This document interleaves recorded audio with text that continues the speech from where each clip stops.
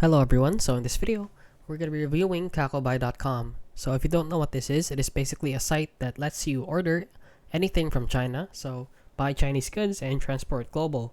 So this is great for resellers or stores, and they basically offer cheaper products here from China. So if you're wondering if this is too good to be true or not that legit, let's head on over here to Trustpilot and see the reviews. So they're actually rated average with 3.1 out of 5 stars. And basically, a lot of people are saying that they're a scam.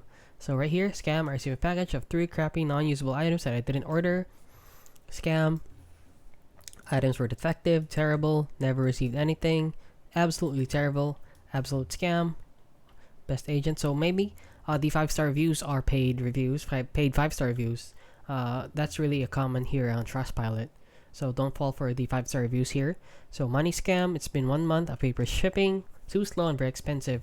So please do not order anything from this company. There are a lot of different options, so why would you order from this?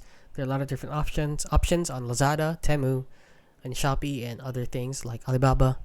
And yeah, that is basically it. So if you found this video helpful, please consider liking and subscribing.